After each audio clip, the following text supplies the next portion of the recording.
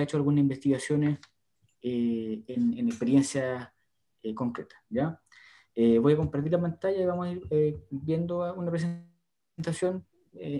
No vamos a ver toda la presentación, pero sí, si a alguien le interesa después el detalle, yo les puedo dejar la presentación para que la tengan.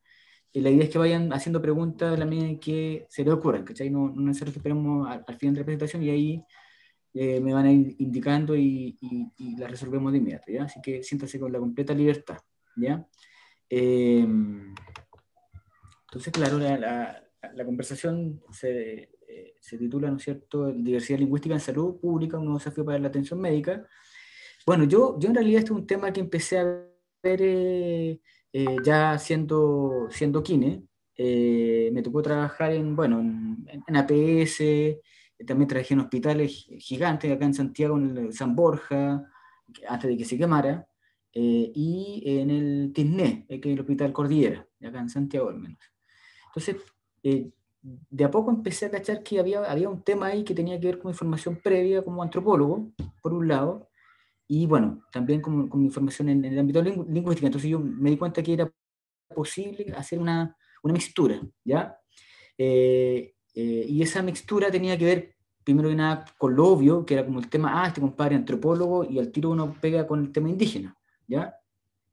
Pero como vamos a ver en la charla, cuando uno habla de cultura y de lengua o de diversidad lingüística, no necesariamente estamos hablando de temas indígenas. Y ojo, tampoco necesariamente estamos hablando del tema migrantes, ¿ya? Porque la diversidad lingüística y cultural no tiene que ver necesariamente con el choque evidente. O sea, si un compadre habla creol, ¿ya? Un inmigrante de Haití, o también una mujer migrante de Haití, o una niña o un niño hablan creol, es evidente que es diferente cultural y lingüísticamente, ¿ya? Pero ¿qué ocurre con una aymara, ¿ya? En la zona norte, que claro, habla español, ¿cachai? Pero que vive en la ciudad, ¿cachai? Vive ahí en la zona costera, pero que sigue siendo aymara, ¿ya? Donde ese choque no es tan evidente. O con una migrante colombiana o un migrante colombiano, donde hablan español y a simple vista no parecen tan diferentes, pero sí hay una diferencia que es lingüística y cultural. Un poco esas cosas las vamos a ir clarificando un poco, ¿ya? Y por eso yo en realidad tenía pensado que esta diapositiva puede ser la última, pero también puede ser la primera, ¿ya? Y en realidad decidí que mejor fuera la primera porque de inmediato nos pone en esencia en el tema, es decir, cuando se habla de un tema como es la diversidad lingüística, en realidad no solamente está hablando de lenguaje, ¿ya? Lo que de sentido común entendemos por lenguaje y lenguas, sino que estamos hablando de mucho más. Y ahí les pongo que también estamos hablando de cultura, ¿sí? Y ya les decía, cultura no es solamente lo que desde el sentido común entendemos, es decir, este compadre es indio, es diferente al no indio, o este compadre es negro o negra, o esta persona es negra, y yo soy, entre comillas, blanco, ¿cachai? No, la cultura no tiene que ver con esos lugares comunes, tan estereotipados por lo más, y cubiertos de un racismo velado, ¿ya? Sino que es mucho más hablar de cultura. Incluso no podría decir que ella es mujer, hay una cultura distinta asociada, o él o ella es trans, hay una cultura ahí detrás, ¿ya? ¿Sí? O esta persona es un indígena, ¿no es cierto? O un indígena que vive en la ciudad, pero en realidad hay una cultura también social. Entonces, es lengua, es cultura, pero también asociado a esos dos conceptos está el tema del poder. O sea, este es un tema eminentemente político. Eso para mí es muy importante que de inmediato lo tengamos en cuenta, porque no es un tema de solamente que los que son haitianos o haitianas aprendan español, o que los y las médicos, los y las doctoras, los y las kinesiólogas, ¿no? Los terapeutas, los fonos, los y las enfermeras, ¿no es cierto? O cualquier personal del equipo de salud aprenda criol, o aprenda aymara, o aprenda mapungún, u otra lengua. No es eso solamente. Eso es lo más evidente. Pero en realidad detrás hay un tema que es político, ¿ya? Porque usualmente estos grupos, ¿no es cierto?, migrantes, y ahí al tiro hacemos una diferencia entre el migrante y el extranjero, porque en Chile es distinto ser extranjero y ser migrante, ¿ya? Usualmente el extranjero es el europeo, ¿ya? o el gringo. Pero si tú vienes de Sudamérica, y si más encima eres afrodescendiente, ¿no es cierto? O un migrante americano indígena, inmediatamente pasas a pertenecer a una categoría distinta, que es migrante. Entonces, ahí al tiro uno cacha que esto es un tema político, ciertamente. ¿Ya? Es decir, que supone o se inserta en la dinámica asimétrica. Por tanto, nuestro análisis no puede desligarse de esa dimensión política. ¿Ya? Esto no es un tema técnico solamente, porque desde la tecnocracia, cuando esto compare en MinSal o en algún nivel intermedio de articulación social, se empieza a diseñar, ¿no es cierto?, estrategias para absorber la diversidad cultural. Al tiro de estos compadres dicen, ya, pongamos un traductor, ¿cachai? Pero esto no es solamente eso. Eso es lo menos que quería dejar en claro, que esto es un tema fundamentalmente político. Porque todos estos grupos son grupos subalternos, o peor aún, son subalternizados. ¿Ya? Son grupos minoritarios, pero en realidad son grupos también minorizados. ¿Ya? Son lenguas minoritarias, pero son lenguas minorizadas sobre todo. Entonces es un concepto que vamos a aclarar. Pero el tema político tiene que estar en el centro de nuestro análisis. Y es un tema que a nosotros en nuestra formación en salud no nos cuentan.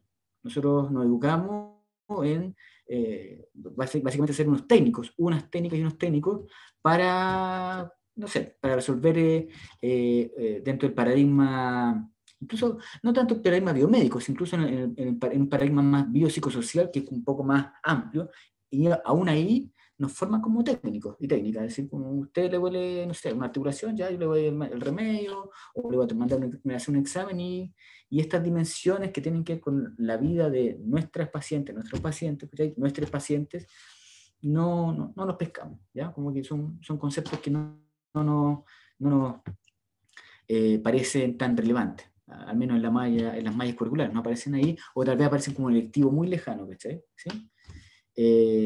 Y más allá del maquillaje, en realidad lo que predomina siempre es el modelo biomédico, más allá de que nos hablen de que existen modelos biopsicosociales. No sé cómo serán en las mallas de sus carreras, pero en el fondo, sigue primando este modelo biomédico, ¿ya? Entonces eso es un primer punto, ¿ya? Partamos. Cuando hablamos de diversidad lingüística, lo que yo les decía, claro, si uno hace una ecuación simple, dice, los estados-nación en el mundo son cerca de 200, ¿cachai? Y la cantidad de lenguas vivas son poquito más, poquito menos, 7.000 lenguas vivas en el mundo. Entonces uno de inmediato se da cuenta que hay un tema ahí, hay un tema con esta idea que tenemos de que un Estado, una lengua. O sea que en Chile, por ejemplo, solamente se habla español, ¿ya? No cuadran las cifras. Evidentemente hay muchas más lenguas que la cantidad de estados, por tanto en cada estado, en cada nación, van a haber múltiples lenguas. Y ahí es un tema que, por tanto, debe llamar la atención. Y el que haya una lengua oficial es más bien un tema político, no un tema lingüístico, ni un tema cultural, sino un tema político. Es decir, hay una imposición de una cierta lengua como la predominante, y supone que todos tienen que subsumirse a esa lengua, y que todas las comunicaciones tienen que hacerse en esa lengua, y que por tanto no corresponde hacer un acomodo, ¿ya? Si ustedes piensan, ahora que se van a empezar a debatir temas constitucionales en Chile, con el tema de la Asamblea Constituyente, bueno, uno de los temas que debiese aparecer es el tema de la lengua, ¿ya? Aunque no se ve como algo muy importante, pero es muy importante, ¿ya? En Chile, el español es la lengua oficial, ¿no es cierto? Porque es una lengua oficial de facto. En ninguna parte de la Constitución dice la lengua oficial en Chile es el español, en ninguna parte. Y eso hace aún más asimétrico las relaciones lingüísticas en el territorio, ¿ya? Porque todos asumimos que el español es la lengua oficial per se, pero no hay ningún elemento constitucional que lo diga, y por tanto cualquier minoría o cualquier grupo lingüístico minorizado no tiene ninguna cabida, pero ninguna cabida, a no ser que ese grupo tenga las lucas para poder poner un colegio, ¿ya?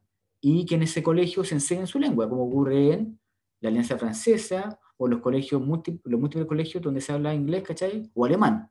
No sé cómo serán en su territorio ahí, pero acá en Santiago es así, ¿no es cierto? En el sur, en Puerto Montt, con la comunidad alemana. Entonces, acá en Chile, si uno tiene plata, o si el grupo que tiene poder, puede instalar su territorio lingüístico, ¿ya?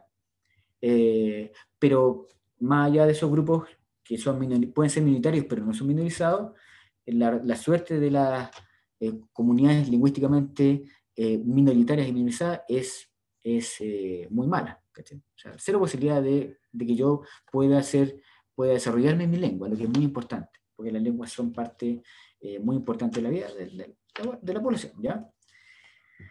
Bueno, ahí más que nada para ahondar, y este mapita sirve para entender que usualmente cuando pensamos en diversidad lingüística pensamos en las lenguas nacionales. Entonces ahorita decimos, hablan alemán, francés, español, inglés, pero dentro de cada realidad, de cada país, en realidad hay una multiplicidad de lenguas. Pero peor aún, dentro de cada lengua hay una diversidad de manifestaciones dialectales, sociolectales, que hacen que esa idea de lengua, macro idea de lengua formal, sea una mentira. Eso lo vamos a conversar más adelante, ¿ya?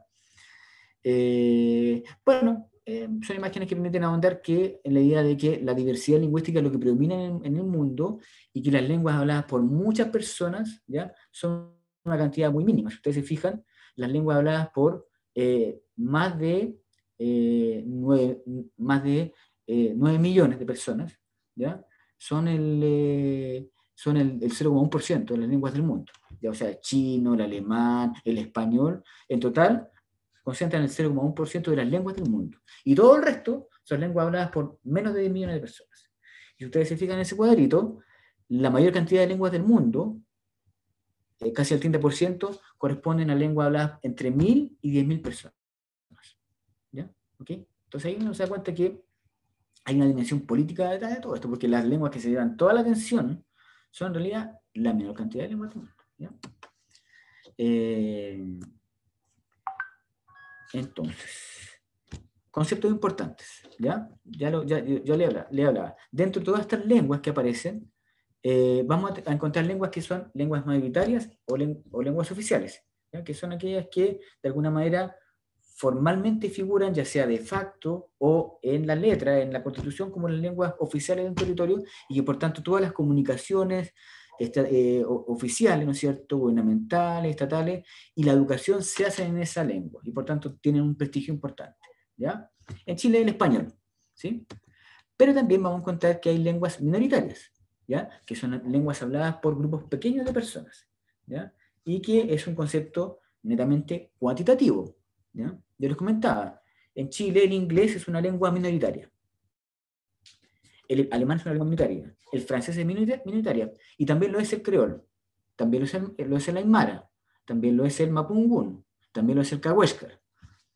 Pero la diferencia es que estas últimas, todas las lenguas que nombré al final, cahuéscar, mapungún, creol, etc., son lenguas minorizadas.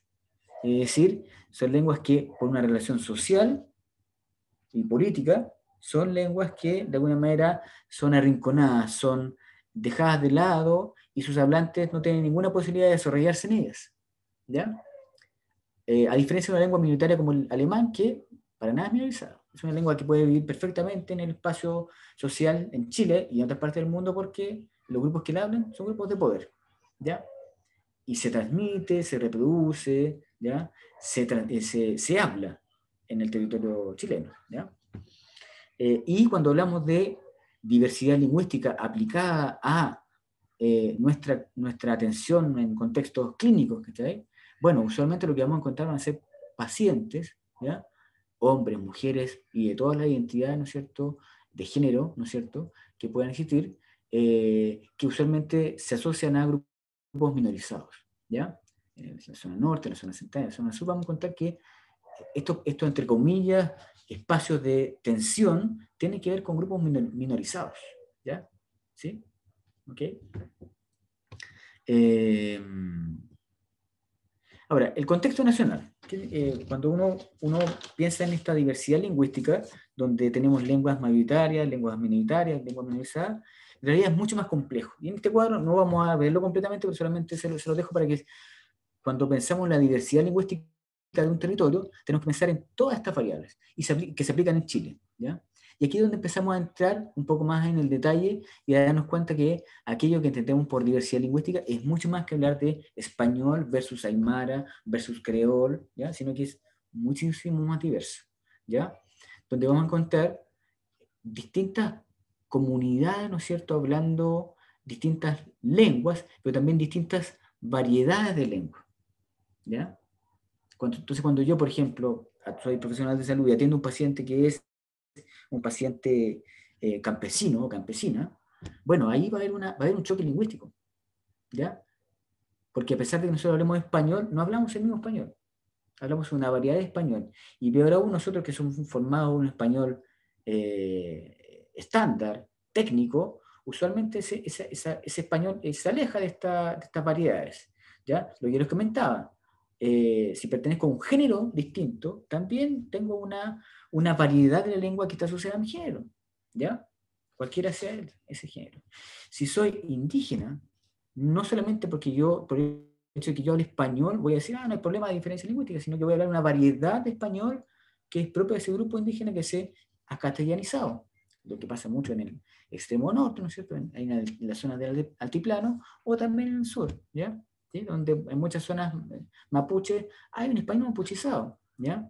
Entonces, claro, el espacio de atención clínica va a ser un espacio de tensión, de conflicto, ¿ya?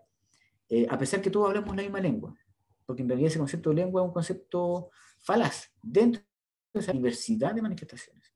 Y nosotros como profesionales de la salud, ¿no es cierto?, del área que sea, deberíamos cachar eso, ¿ya? Cachar eso al menos, es decir, de pensar que el otro, la otra, que me está escuchando, no necesariamente comparte mi código, ¿ya?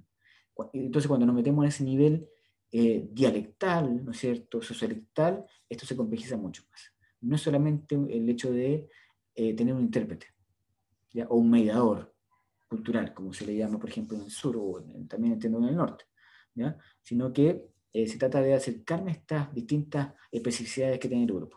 Pensemos también en la realidad urbana, donde puedo encontrarme con pacientes, ¿no es cierto?, que vienen de contextos muy deprivados socioeconómicamente. También ahí voy a estar frente a una variedad sociolectal distinta a la mía, ¿ya? Que yo represento a la cultura estándar, a la cultura educada, la elite, ¿ya? Nosotros somos representantes de una elite lingüística y cultural y política que también genera ciertas tensiones, ¿ya? Entonces, este cuadrito solamente para que cachemos que en realidad la diversidad lingüística es mucho más que decir hablamos español, hablamos quechua, hablamos aymara, hablamos creol, ¿ya?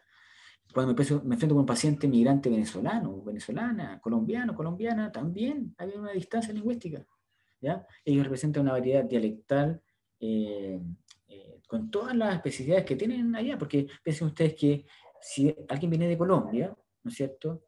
Bueno, en Colombia no solamente hay un componente afro, también hay un componente indígena, ¿ya? Fundido, igualmente en Venezuela, en Perú, ni qué decir, Bolivia, entonces es una complejidad, ¿ya? Que es necesario al menos considerar, no al punto de que yo me tenga que especializar, pero sí, si yo trabajo en la zona norte, debo conocer la ecología lingüística al menos, la ecología cultural, ¿ya? Y quienes van a llegar a mi espacio clínico, ¿sí? Ya. Ahora, eso con respecto al tema lingüístico. Ahora vamos a ver el tema cultural, ¿ya? Que también tiene que ver con un poco derribar algunos estereotipos que hay en torno al tema cultural, porque usualmente asociamos la cultura con el tema étnico, con el concepto de etnia. Y en realidad, la etnia erróneamente se asocia a lo indígena o a lo exótico. ¿Se fijan ustedes que a veces venden prendas o moda étnica, ¿cachai? Y es una moda asociada a lo exótico, ¿ya? A lo oriental o a lo indígena. En realidad, cuando uno atiende a la definición original del concepto de etnia, al etnos griego, en realidad remite a cualquier comunidad humana que tiene un cierto horizonte de sentido común, ¿ya? Es decir, nosotros somos tan étnicos como puede ser un indígena, ¿ya? Y el hecho de que nosotros los veamos a ellos como una etnia, más bien tiene un trasfondo racista, ¿ya? Donde entendemos que el indígena es diferente. En realidad nosotros somos tan diferentes para el indígena como ellos para nosotros, ¿ya? Y por lo demás, este día de que el otro es el diferente, es el indígena, también tiene un punto de partida absolutamente errado, porque en realidad nosotros somos una mezcla. Somos absolutamente champurrias, somos absolutamente mestizos, ¿ya? Esta idea de las razas puras es una invención, ¿no es cierto?, del purismo cultural, étnico, ¿no es cierto?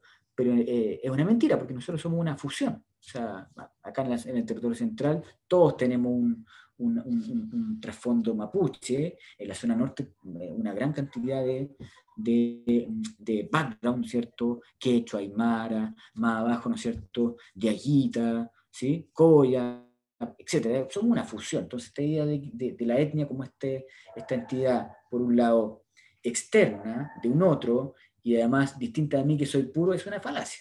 Es una falacia. ¿Ya? Eh, ok. Ahora, también usualmente, y un poco ligado a lo anterior, se suele asociar la cultura a estos estereotipos. Entonces, cuando uno busca en Google cultura o diversidad cultural, aparece la cultura asociada a la idea del Estado-Nación. Entonces aparece el chinito para China, ¿cachai? El compadre, ¿no es cierto?, alemán o ruso o inglés, ¿cachai? O sudamericano en el caso mexicano, ¿cachai? Pero en realidad dentro de cada Estado-Nación hay una diversidad, tal como en el caso lingüístico, una diversidad de manifestaciones culturales. ¿Por qué? Porque la cultura, en rigor, alude a un modo de entender la realidad, ¿ya? ¿Ok? Y es tan diverso como comunidades culturales hay en el mundo. O sea, en Chile tenemos una gran cantidad de culturas, ¿ya? Y no solamente tienen que ver con lo indígena versus lo chileno, que es una simplificación absurda, sino que cada comunidad tiene sus propias pautas culturales. Yo les comentaba, la categoría de género es una categoría cultural, por tanto, un hombre, una mujer, un trans, tienen distintos fondos culturales, ¿ya? Y debo entender que son un otro que tiene sus particularidades. Igualmente, alguien que vive en el campo, en el ámbito rural, también la va a tener con respecto a alguien que vive en el ámbito urbano, ¿ya? O alguien de una clase alta, también va a tener una cultura propia respecto a alguien que tiene una clase, de una clase media o baja, ya que son categorías más bien socioeconómicas, pero que tienen un trasfondo cultural. Entonces, cultura no necesariamente tiene que ver con lo indígena, con lo evidente, sino que todos pertenecemos a múltiples comunidades culturales. ¿Ya? ¿Sí? El problema es que la antropología en sus orígenes, claro, tendió a encasillarse en el tema de lo indígena, porque en realidad las culturas, los grupos indígenas fueron su laboratorio de estudio en las colonias, pero en rigor, ya con el tiempo, estamos hablando de mediados del siglo pasado, en general la antropología se dio cuenta que ese objeto no eran los indígenas, sino que éramos todos, porque todos tenemos cultura. Incluso, fíjense ustedes, cuando les toque trabajar en centros hospitalarios o de APS o clínica, se dan cuenta que incluso hay culturas dentro de cada unidad, incluso de cada piso. ¿Ya? Yo cuando trabajaba en el San Borja, yo me movía entre la UTI y la UCI, y también iba en la coronaria. Y en cada espacio yo veía una cultura distinta. Fíjense qué loco. O sea, dentro de los entornos laborales, dentro de los entornos clínicos, también hay culturas particulares. Y uno iba, por ejemplo, a la coronaria y se da cuenta que había ciertas cosas que había que hacer o no hacer, porque ese grupo había construido esa manera particular de entender su entorno, que era vivir en la coronaria.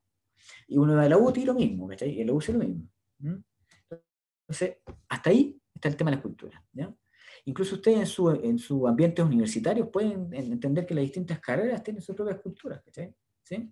Bueno, entonces es un concepto mucho más amplio que solamente pensar en lo indígena o en él y la migrante que llega, ¿ya? Y él y la migrante diferente de nosotros, ¿ya? Ok, ¿ya? Entonces ahí hay una serie de preguntas que a nosotros como profesionales de la salud o miembros del equipo médico, sea del área que sea, nos debe hacer sentido. Es decir, en qué medida nosotros incorporamos esta noción de cultura por ejemplo, la concepción de salud y enfermedad, ¿no es cierto?, que aprendemos nosotros desde los libros, desde la práctica clínica, y también que tienen nuestros pacientes, nuestros y nuestras pacientes. ¿Ya? ¿Ok? Y en qué medida, una vez que yo he reflexionado, a ver si yo incorporo esta noción de cultura, en qué medida yo la vuelco a mi relación clínica con los y las pacientes. ¿Ya? En qué medida se convierte en un elemento que también juega o tiene un rol en mi acción terapéutica, en mi acción diagnóstica, en la anamnesis que yo hago, en cómo yo me comunico con el paciente y cómo yo, por ejemplo, logro algo tan importante como la adherencia con los y las pacientes. ¿Ya? Entonces, son preguntas que uno debiese ya empezar a pensar, bueno, desde el pregrado, y obviamente debiese también incorporarse a nivel de las mallas, ¿cachai? De estar presente en nuestro diseño de carrera, ¿cachai? Pero ustedes están en la parte de de ser los y las estudiantes, ¿cachai? Entonces ahí uno podría preguntarse desde ahí, ¿cachai? Bien. Y bueno, y ya habiendo visto estas dos como elementos conceptuales previos, que es diversidad lingüística y cultura o diversidad cultural, y habiendo aclarado un poco esos conceptos que en realidad la idea del fondo, más allá de lo específico que le he dicho, es entender que son conceptos mucho más complejos de lo que el sentido común nos plantea, ¿ya? Es mucho más que pensar, a este compadre Aymara no habla Aymara, por tanto un traductor, ¿cachai? Y listo, ¿ya? O es haitiano, o es colombiano, colombiana, ¿cachai? Y bueno, a tratar de hacer algo, pero no, esto es mucho más complejo, ya que exige una consideración un poquito más detenida, ¿ya? Entonces, teniendo en cuenta lo anterior, yo abordaría el tema, ¿no es cierto?, de la diversidad lingüística / cultural en salud desde dos áreas. Una es una de mi área de formación, ¿cachai? Inicial, que es la antropología, y ciertamente en la antropología hay un área que es la antropología antiguamente más llamada médica, pero poco a poco se ha ido cambiando a antropología de la salud, ¿cachai? Un concepto mucho más amplio, ¿ya? Que en realidad, como cualquier antropología, lo que busca o su pega es desnaturalizar el fenómeno que trata, ¿ya? Entonces, por ejemplo, yo puedo hacer antropología de la cocina, una antropología culinaria, y lo que voy a hacer es un poco desnaturalizar ese fenómeno, es decir, entender que los conceptos culinarios varían en la historia de comunidad en comunidad. Y en este caso lo que nos correspondería a nosotros sería entender que algo tan evidente o algo tan técnico como son los conceptos de salud y enfermedad, también son fenómenos que uno podría denaturalizar. ¿Y qué significa denaturalizar? Significa entenderlas como fenómenos variables, fenómenos históricos. Esto es, fenómenos que pueden ser percibidos de distinta manera en función de mi cultura y en función de mis fondos lingüístico-culturales, ¿ya? Y ojo, también en función de mi posición en el entramado social, ¿cachai? Porque no es lo mismo pensar en un cáncer, ¿ya?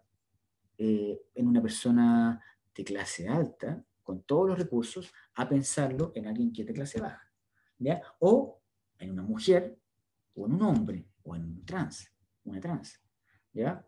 O en alguien indígena, o alguien migrante, ¿ya? O alguien campesino, etcétera, todas las posibilidades lingüísticas culturales que podemos tener, ¿cachai? No es lo mismo, ¿ya? Entonces, las enfermedades no existen, ¿cachai?, en el aire, sino que tienen una situación cultural.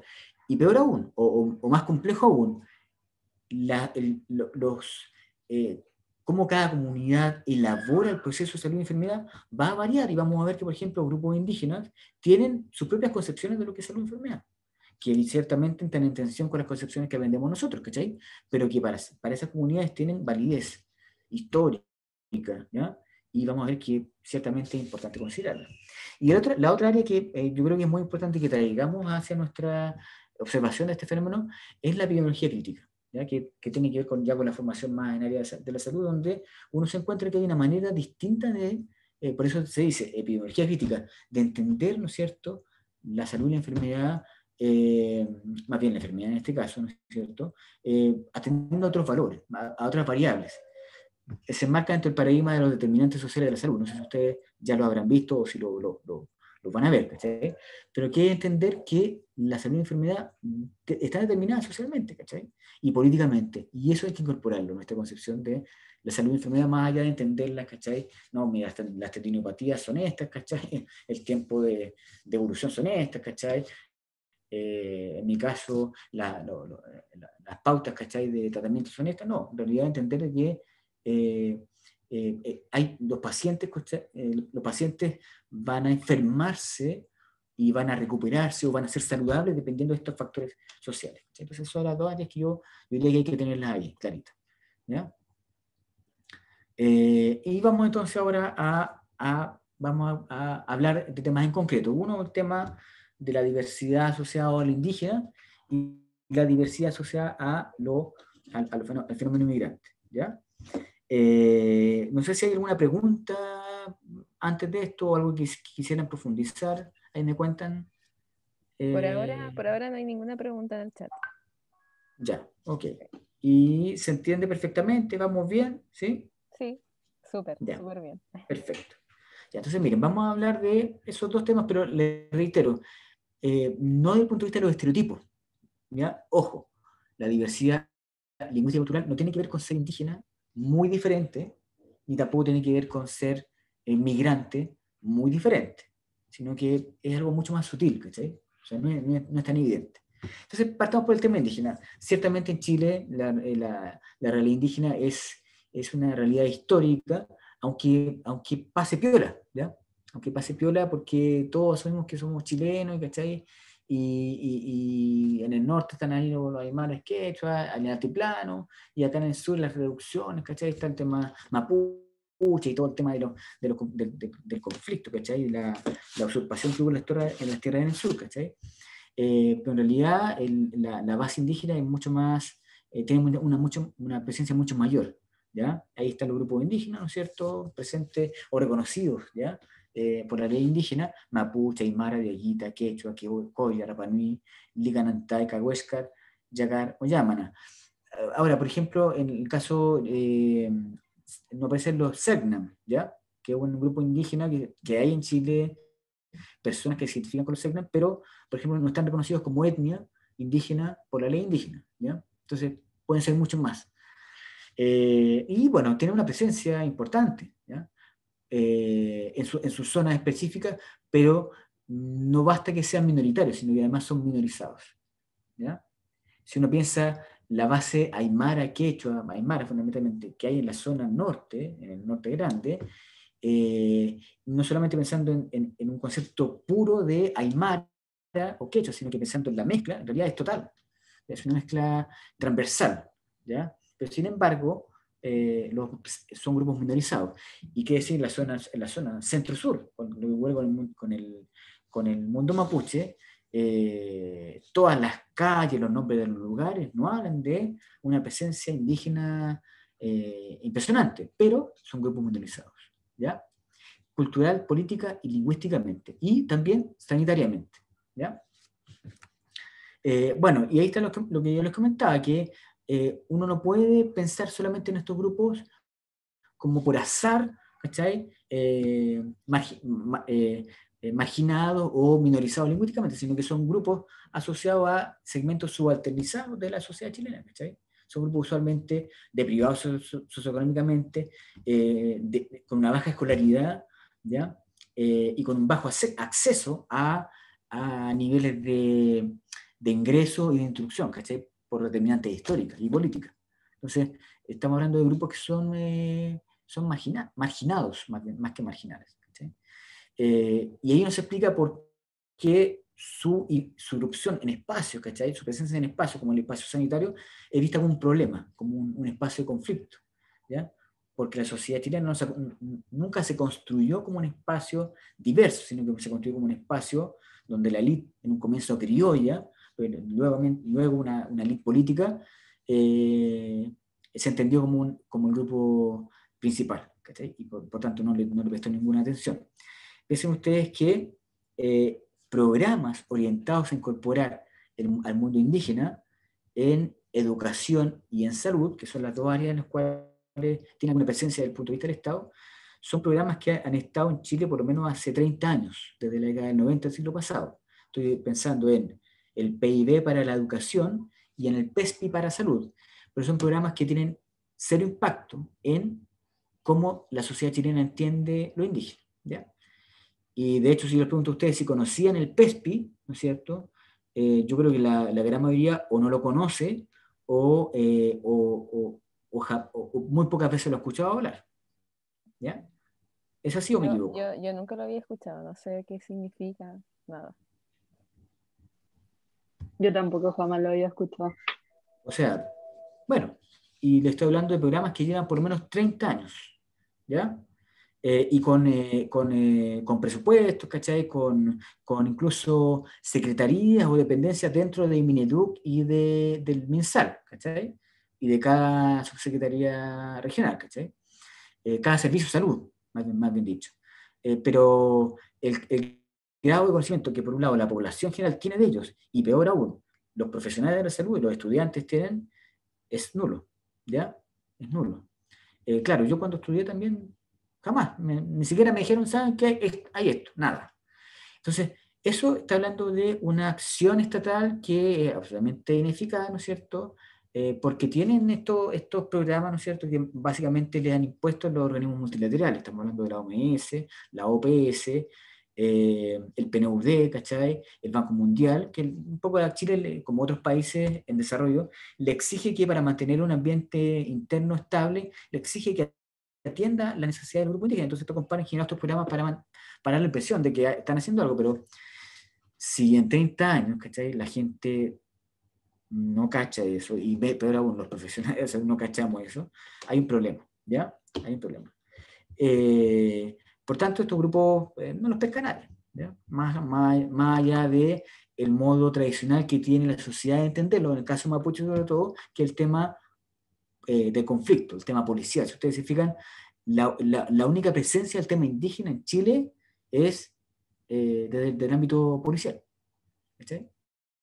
No hay otra noticia, ¿cachai?, que no escuche de la presencia indígena en Chile que no tenga que ver con estos compadres que quemaron camiones, ¿cachai? O estos compadres en la isla cerraron el aeropuerto porque no querían más turistas. ¿Ya? Pero nuestra capacidad de entender la presencia indígena en Chile no tiene. Y si ustedes piensan lo que está pasando con la pandemia, el tema indígena no apareció. O sea, ciertamente la pandemia va a ser percibida y entendida por los grupos indígenas minorizados, minoritarios, inmigrantes también, de modo distinto, y por tanto debe ser una focalización. No la hay, ciertamente hay un tema de contingencia, de apremios, ¿cachai? Pero les aseguro que estos compadres ni se les pasa por la mente eso. O sea, todos somos chilenos y estos programas están hechos transversalmente para todos, ¿cachai? Pero meter esta variable, y peor aún en la vacunación, y en el concepto de la vacuna. Ya, no. Bueno, entonces esta diapositiva la vamos a pasar rápidamente, pero es para mostrar cómo distintas comunidades indígenas en Ecuador, en Perú, en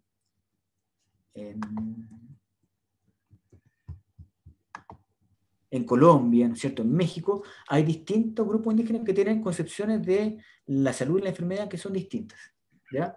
En términos de los agentes que las producen, en términos de cómo mejorarlas, ¿cachai?, cómo prevenirlas, y que son concepciones que desde nuestra perspectiva, nuestra formación, ya sea en el paradigma biomédico predominante, pero también algo del biopsicosocial como que no entra mucho, o sea, como que la encontramos descabelladas, ¿cachai? ¿Cómo van a ser la lucha entre fuerzas, ¿no es cierto?, espirituales, del alma, ¿cachai?, o mágicas?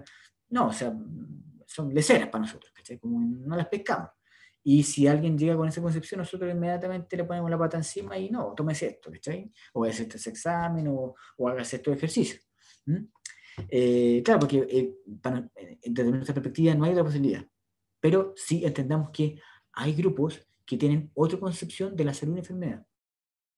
Eso lo primero que hay que tener claro, que nuestra concepción de la salud y enfermedad no es la única que existe, ¿ya? Nosotros la hemos aprendido como la única porque evidentemente hay un tema de poder detrás, ¿sí?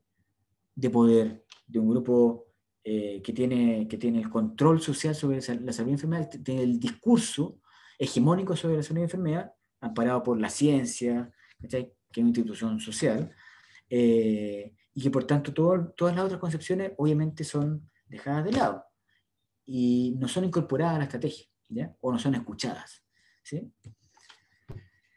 Y en el caso chileno, yo acá lo que más he trabajado, lo que más hemos trabajado desde la Facultad de Medicina en la Chile, en particular desde el departamento de Quine, que hemos hecho estudios, ¿no es cierto?, es la experiencia mapuche, que es como lo que está más presente acá en la zona metropolitana. Y, claro, la visión sobre salud y enfermedad mapuche es distinta, ¿cachai? Por ejemplo, hay una visión dualista, ¿no es cierto?, donde la salud y la enfermedad tienen que ver con elementos sobrenaturales, ¿ya? Donde incluso el concepto de salud y enfermedad no es solamente individual, sino que es colectivo, donde yo no solamente me enfermo o soy capaz de curar por mi historia, sino que por mi historia generacional. ¿Ya? Es decir, yo también tengo que entender que mi enfermedad o mi capacidad de intervenir en ella tiene que ver con lo que hicieron mis antepasados, que son entidades que tienen un peso, ¿cachai? Un peso en la cosmovisión. Independientemente que yo en mi formación como médico, ¿no es cierto? Como doctor, doctora, como kinesiólogo, kinesióloga, terapeuta ocupacional, como fono, como enfermera, ¿ya? Independientemente de que en mi formación eso no tenga cabida, eso es descabellado, ¿cachai? Pero entendamos que sí hay otras personas para las cuales es importante eso, o está dentro de su concepción, ¿cachai?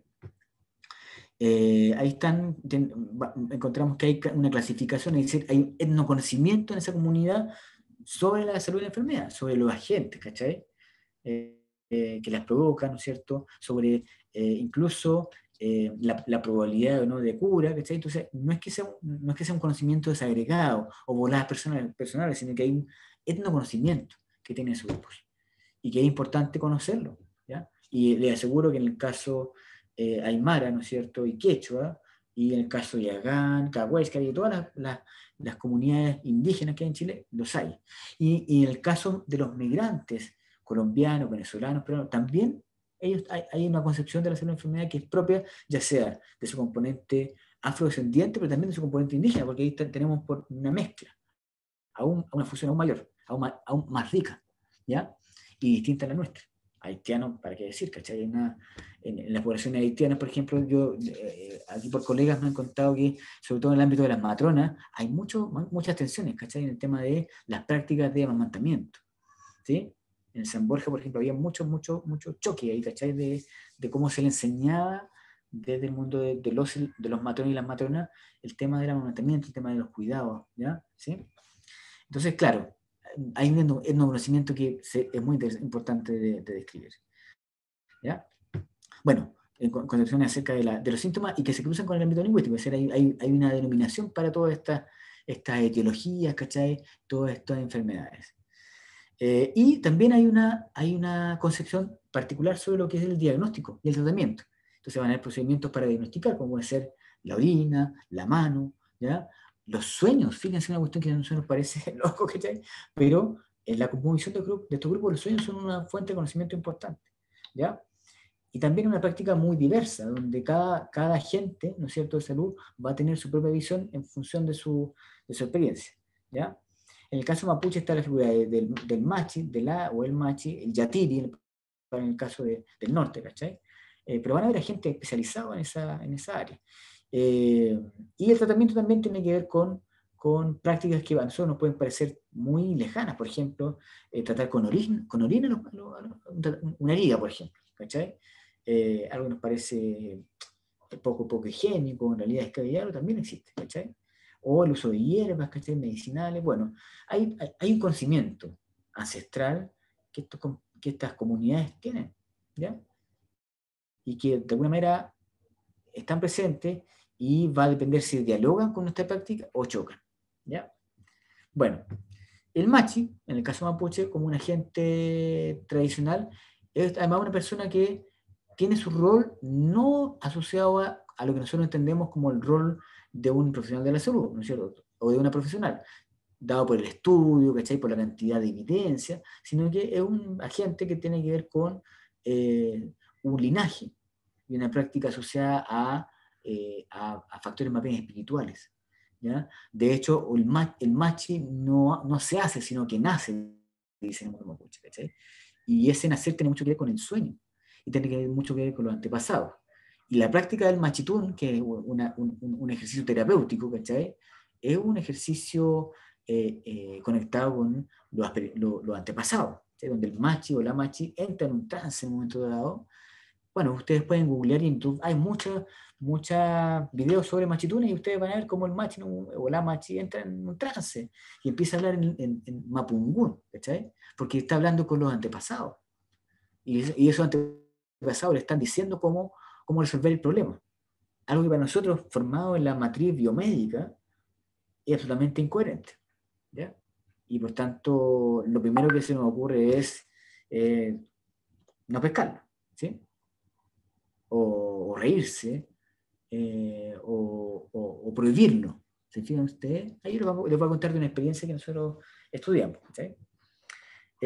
Ya, entonces aquí básicamente contarles que lo que les decía yo, que a partir de los 90 hay un programa que es este programa PESPI, que no solamente está pensado para el caso mapuche, partió en los 90 pensado para el caso mapuche, pero que luego se extendió a todos los grupos indígenas, que es el PESPI.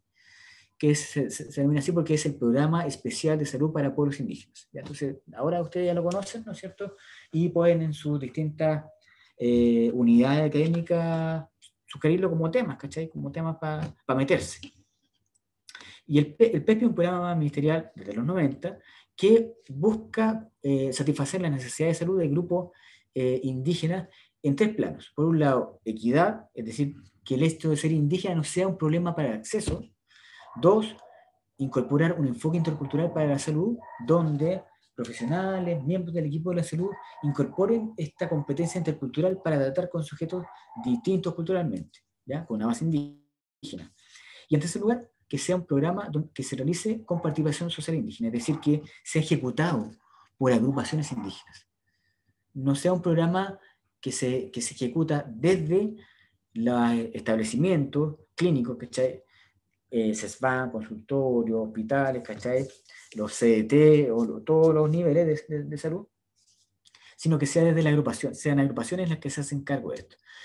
Este es un tercer punto, si bien es cierto, se ve bien, se ve súper bien, pero yo creo que en realidad es más que nada algo que se hizo para no hacerse problemas dentro de las unidades de salud, ¿cachai? Porque lo veían como un cacho, o sea, ¿cómo nosotros vamos a generar un programa desde nuestra unidad, ¿cachai?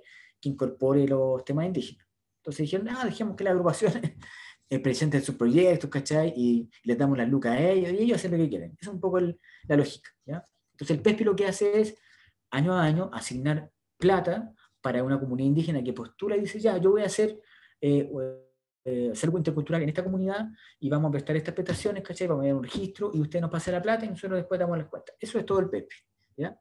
No es una incorporación de la variable indígena o intercultural en la salud, sino que le damos plata a estos compadres para que hagan su experiencia de salud intercultural, tengan su ruca, por ejemplo en el caso mapuche, y después nos dan cuenta, ¿ya? Eso es el PEPI, básicamente. En el papel, bien, pero no, ¿ya?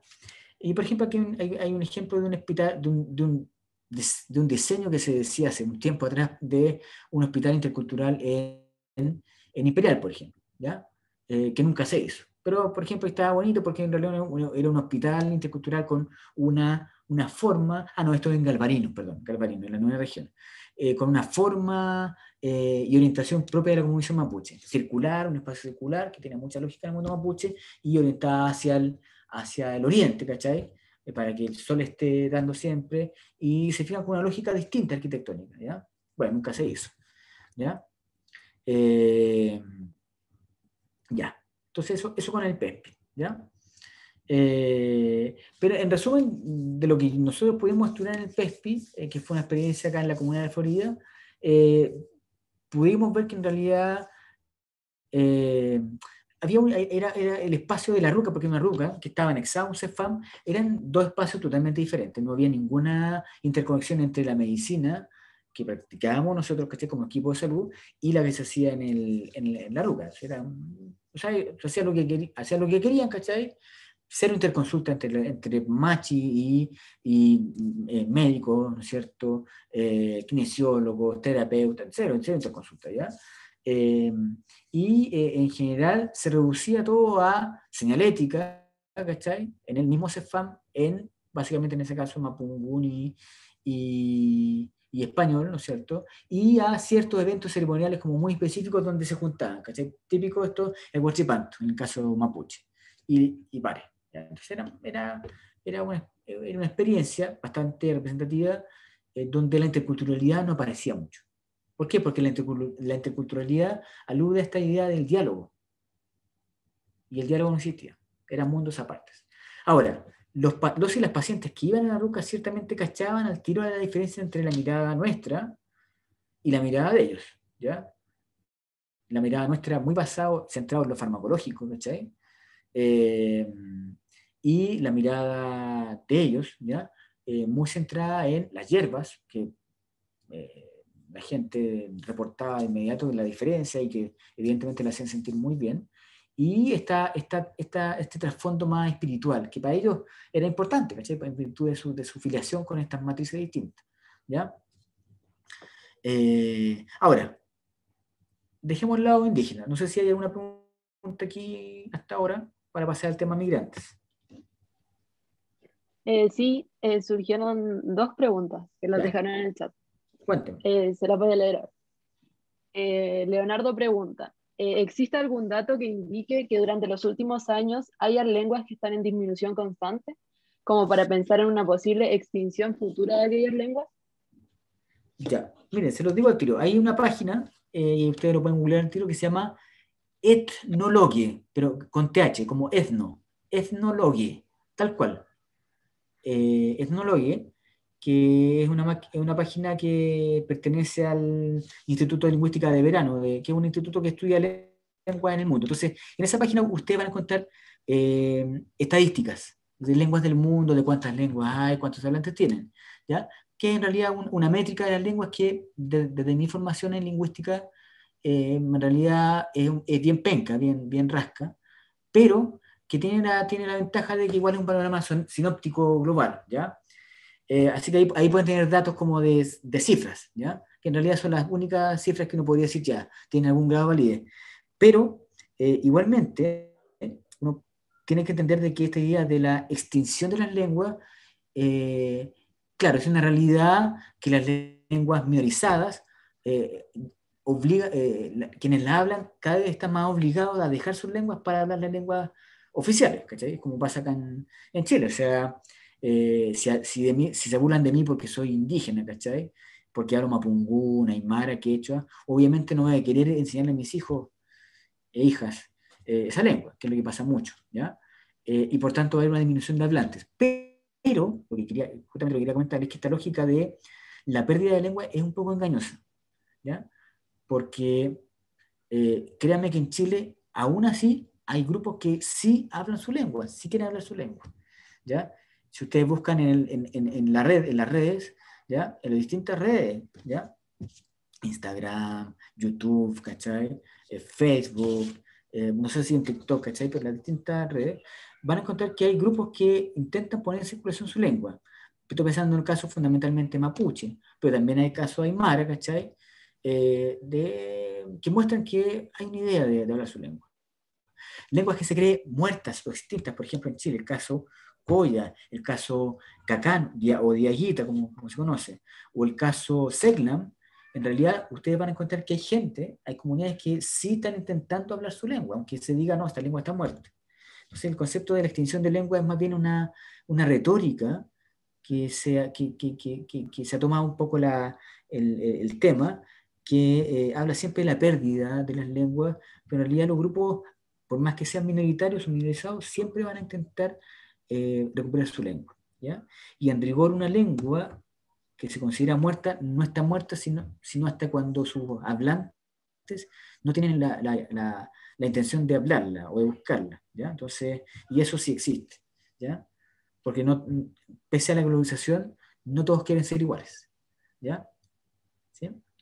Entonces, claro, yo les podría dar cifras y esas cifras están en Etnologue, pero no se queden con esa idea de que hoy las lenguas se están perdiendo día a día. Sí, evidentemente hay una fuerza que lleva a que el inglés sea la lengua global, a que el español sea la lengua global, pero hay espacios sociales donde las lenguas se están hablando, ¿ya? No todos hablan español. Y aunque todos hablan español, no todos hablan el mismo español, ¿cachai? El español no es igual, ¿ya? Entonces no piensen solamente en esta cuantificación de la cantidad de hablantes, porque no es eso daría para otra charla, ¿cachai? Una charla justamente sobre muerte, amenaza de lengua, que es un tema súper interesante, pero claro, no viene el caso, pero no se queden con esta idea de que, oye, hay lenguas que se están muriendo, porque sí, obviamente si ustedes cuentan van a ver que los hablantes disminuyen, pero ahí lo que está detrás es cuál es el concepto que tengo de hablante. Entonces es mucho más complejo que decir, sí, hay 10 personas que hablan Yakan, ¿cachai? ¿Ya? Eso podría decirle a quien preguntó, ¿ya? Gracias. Sí. ¿Y la otra? La otra pregunta que tenía también Leonardo dice, ¿existen medidas políticas efectivas que vayan orientadas a, entre comillas, postergar la vida de las lenguas minoritarias? Hay una área en lingüística que se llama planificación lingüística, ¿ya?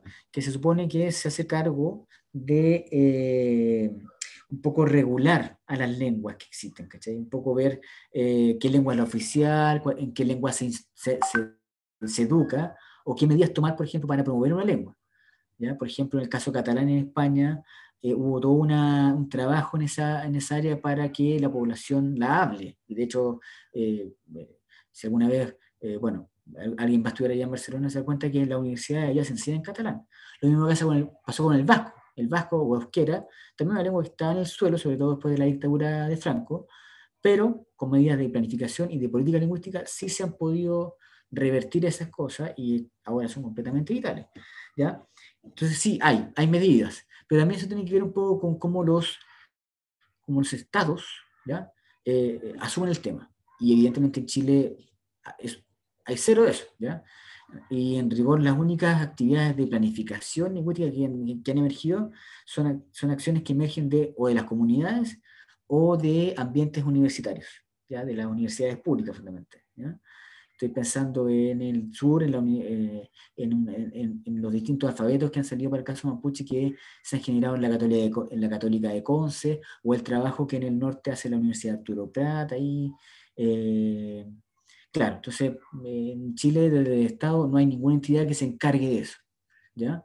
Y eso porque en Chile el tema de la diversidad lingüística no es un tema, ¿ya? No es un tema, porque la diversidad no es un tema en Chile, ¿ya? Y de hecho ustedes piensen qué cantidad de profesores o profesoras han tenido que son indígenas, o qué lugar han tenido en su formación, ya sea escolar o universitaria, los migrantes, los y las migrantes, ¿ya? O los y las minorías sexuales, ninguno. Entonces, en Chile el tema de la diversidad tiene cero peso, ¿ya? Y estamos hablando de gobiernos de centro izquierda, ¿cachai? Como fue en el pasado, o gobiernos más de derecha, ¿cachai? ¿No? Un tema histórico donde me acuerdo que Pinochet, ¿no es cierto?, en dictadura decía, no, acá en Chile todos somos chilenos, ¿cachai? No me acuerdo, ¿ya? Y eso tenía el trasfondo de pensar que todos somos iguales y que en realidad las diversidades ojalá que no existan porque son vistas como problemas, ¿ya?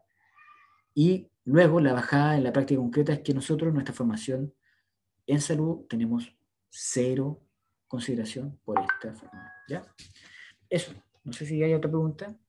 Doctor, disculpe, ¿y qué pasó con ese proyecto de ley que hubo en Chile, no sé en qué año, sobre los derechos lingüísticos de los pueblos originarios?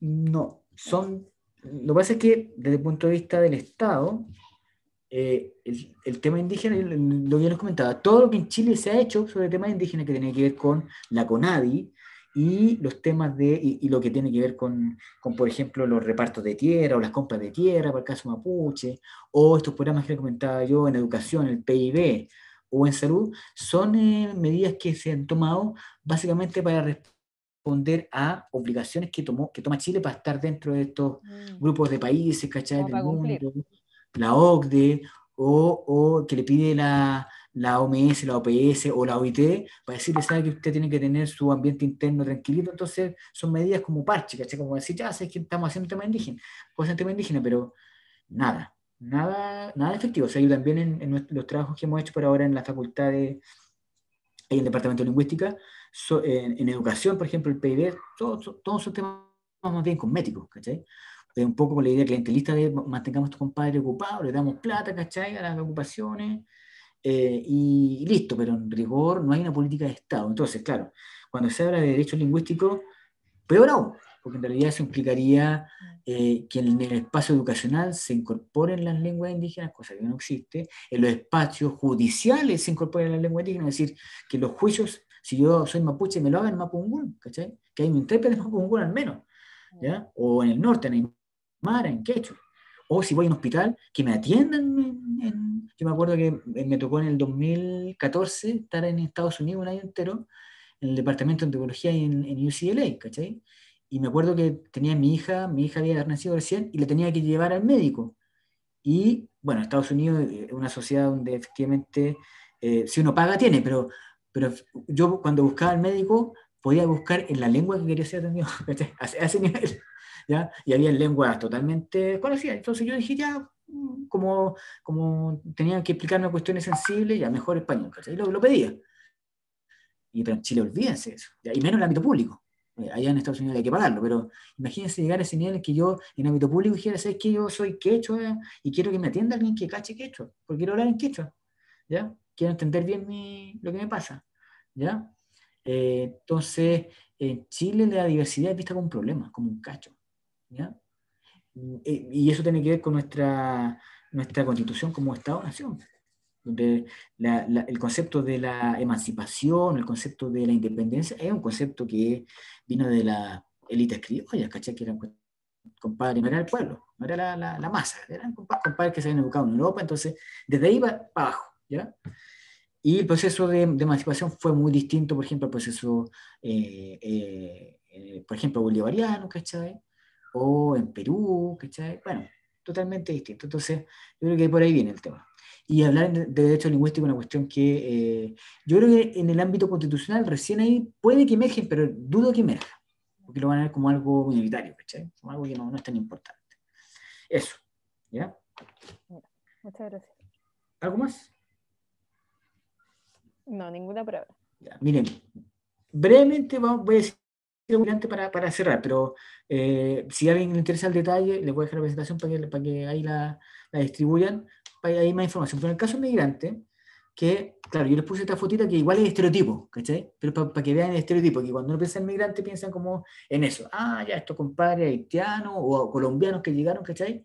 Y tienen componente afrodescendientes y son distintos, pero es mucho más que eso, ¿ya? Ahí uno dice, oh sí, en realidad son diferentes, pero en realidad no hay que tener ni un color de piel distinto, ¿cachai?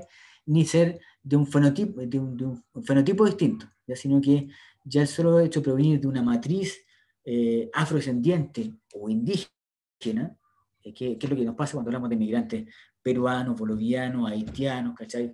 Venezolanos, colombianos, ya nos debe llamar la atención, ¿ya? Solamente en el caso haitiano es evidente lo lingüístico, pero ya hemos hablado que lo lingüístico no es solamente hablar creol o español, ¿ya? En el caso haitiano es un tema evidente, ¿ya? Y un tema que dificulta más el tema de la intercomunicación, pero no, la solución no es tener intérpretes, ¿ya? Sino que es mucho más que eso, ¿sí? Incluso es, oye, yo que estoy trabajando en una zona de mucha población haitiana, acá en la zona metropolitana es muy importante, bueno, tratar de acercarme a la cultura haitiana, ¿cachai? ¿Sí? Si mi trabajo tiene que ver con eso, claro, voy a interiorizarme. Por más que yo sea o el máximo especialista en patología osteomuscular, ¿cachai? O especialista en gastroenterología, lo que sea, pero si mis pacientes vienen de ese fondo, ¿cachai? Y yo trabajo en un CDT o en un hospital, ¿cachai? O en un CEFAM, bueno, algo tengo que, que estudiar o conocer, ¿cachai? Ya, entonces, claro, el migrante, fíjense que hay algo que es interesante que se agrega al tema solamente de la barrera cultural, idiomática, ¿ya? Sino que también es la experiencia misma de la migración, que ya es un duelo. De hecho, en sociología se habla mucho del duelo migrante, ¿ya? Entonces, que ya es una experiencia que ya lo aleja, ¿cachai? Lo aleja aún más. Porque no solamente que no hable la lengua o hable una variedad distinta o tenga una cultura distinta, sino que el comadre y el compadre y la comadre tienen una situación de duelo, ¿ya? Que haber sido desarraigado de su entorno cotidiano. Entonces es un todo mucho más complejo, ¿ya? Y bueno, pensar que la ley actual es una ley absolutamente, piensen ustedes que si son dictadura, ¿cachai? Que criminaliza la migración, ¿cachai? Que lo ve como una amenaza. Entonces, desde ahí para abajo, todo mal. O sea, sin que cambie esa famosa ley, todo mal, porque va a ser muy difícil que el entramado de abajo funcione, ¿ya? Porque en Chile lamentablemente es así, ¿ya? Y esta migración en el último tiempo con un fuerte componente afrodescendiente, caribeño, ¿cachai? Que no era usual en nuestro entorno. O sea, en nuestro entorno era muy evidente la migración peruana-boliviana, que en la zona norte tiene mucho de transhumancia, ¿ya? Pero en el último tiempo hay un tema muy fuerte con los afrodescendientes y eso le agrega aún mayor complejidad, ¿cachai? ¿Sí? Además, muy vinculado al tema de la racialización, de la sexualización de la masa migrante, porque lamentablemente mucho de esta migración se arraiga o tiene asociado mucha variable racial y sexualizada, ¿ya? Hay un tema de género ahí muy, muy, muy, muy relevante, ¿ya? Y que ciertamente nosotros deberíamos, sobre todo, no es que nosotros en nuestra formación tuviéramos que tener un curso de cada cosa porque es imposible, pero sí cachar que hay realidades locales, ¿no es cierto?, que son las que yo habitualmente voy a ir, luego a insertarme, que exigirían que yo tuviera algún grado de especialización o de formación en eso, o de interiorización, ¿ya? Esto cuando yo a veces voy, o sea, yo los años antes de la pandemia, siempre iba a hablar a Yaquine, o también hacíamos un CFG para todos los estudiantes en la Facultad de Medicina, y claro, siempre estaba esta idea de, bueno, no podemos aprender cultura aymara, ¿cachai? Quechua, mapunguno o creol. No es salida, sino que yo tengo que tener una concepción amplia de lo que es mi rol en la social, ¿cachai? Y de lo que es la salud y enfermedad en distintos grupos. Y luego mi pega como buen profesional o buen miembro del equipo de salud es, bueno, quién es la población con la que trabajo y adecuarme.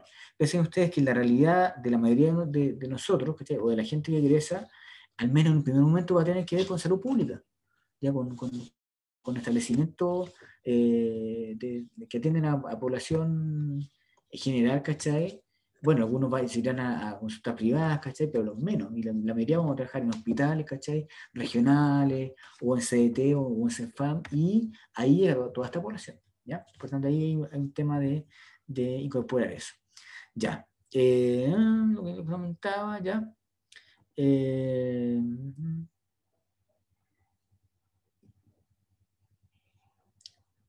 No, en realidad, bueno, mejor para no alargarnos tanto, entender que son poblaciones que, claro, suponen un cierto, por eso el hecho de ser migrante tienen un mayor riesgo o de enfermarse o de no acudir a los centros de salud, por tanto, mayor capacidad nuestra debería necesitarse para incorporarlos, ¿cachai? Para incorporarlos en la adherencia al tratamiento o para el tema del diagnóstico, entender que son poblaciones que requieren una mayor atención, ¿ya? Ojo ahí con las poblaciones más vulnerables dentro de los migrantes, que son los niños y niñas y adolescentes, ¿cachai? Que son aún más vulnerables, ¿cachai? Entonces hay todo un tema, por ejemplo, con la cantidad de indocumentados, y que es ya una barrera para el acceso. Entonces, no solamente a nivel micro me debiese interesar, es decir, cómo yo me enfrento con esta persona en la relación clínica, sino que también a nivel macro, a nivel de salud pública, cómo yo incorporo estas poblaciones que tienen aún más barreras de acceso que, por ejemplo, los grupos minorizados indígenas, ¿cachai? Y que fíjense lo llamativo que el PESPI es un programa diseñado solamente para grupos indígenas, cuando en realidad la interculturalidad debiese incorporar todas estas realidades migrantes. Entonces ahí nuevamente un costalazo del programa, ¿cachai?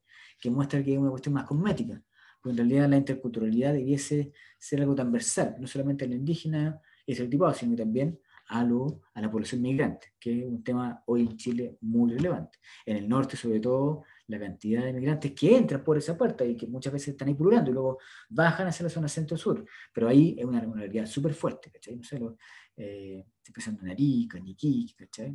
¿Sí? Ya. Entonces, en general, ¿qué hacer con esta población tan diversa?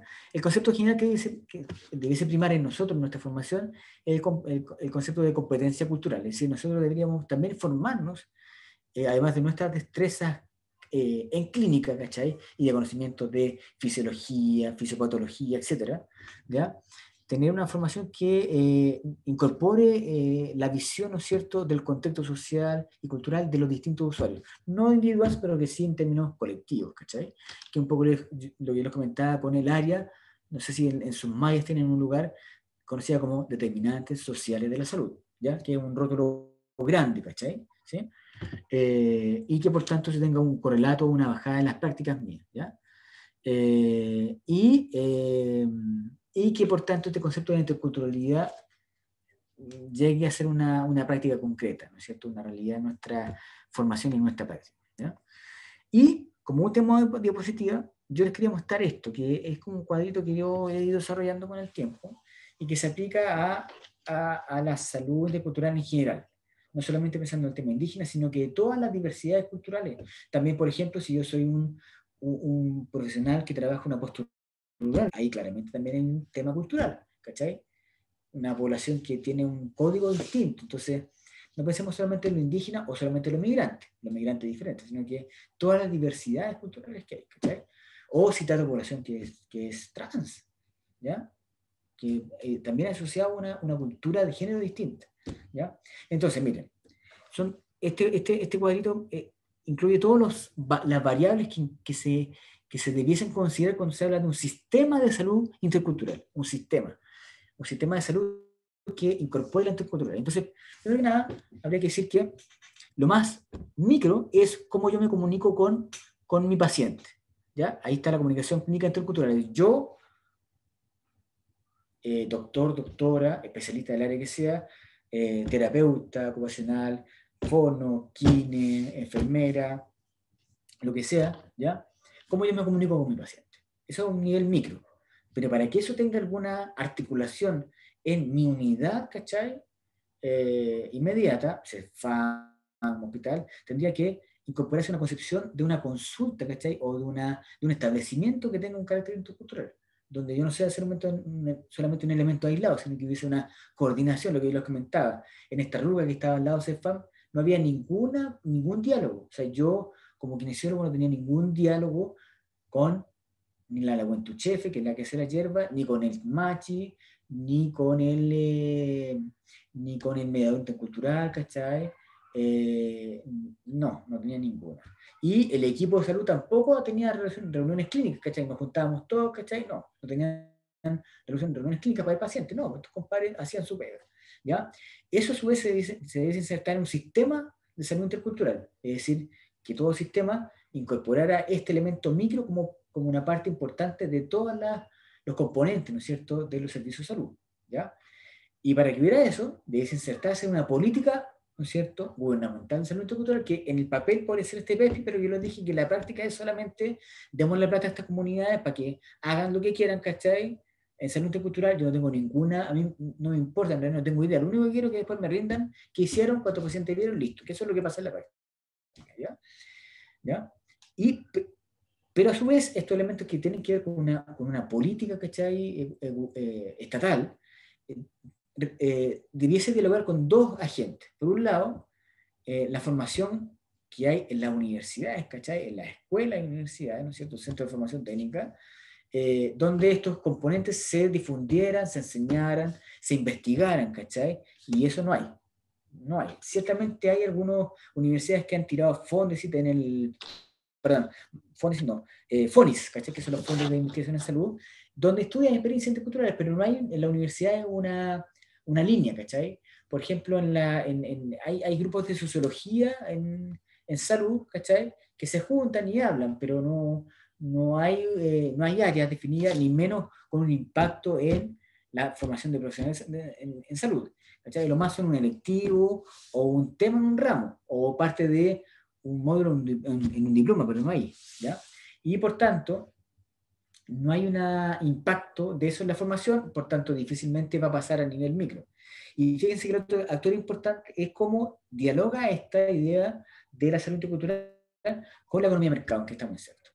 Porque ciertamente la salud, que es nuestra área de trabajo, es un súper buen negocio, ¿ya? Un súper buen negocio en términos de la práctica clínica, pero también en términos de la industria farmacéutica. Por tanto, estas ideas de la interculturalidad e incorporación no tienen ningún diálogo con esta lógica del mercado, ¿ya? ¿Cachai? O sea, no... Imposible que lo pensemos en el ámbito privado, imposible, ¿ya? Imposible que incorporemos, ¿cachai? Por ejemplo, en términos de terapéutico, farmacológico, porque en realidad las farmacéuticas no pescan esto, ¿cachai? No es relevante, o sea, para ellos su pega no es mejorar a la gente, sino que su pega es mantener a la gente ahí adepta, ¿no es cierto?, a la práctica farmacológica, ¿ya? ¿Sí?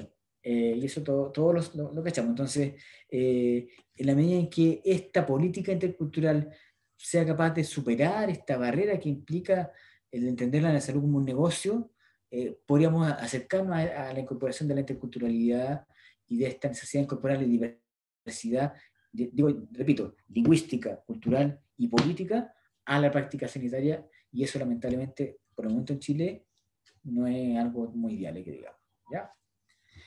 Eso es lo que podría yo aportarles, estimados y estimadas. ¿Ya? Humildemente.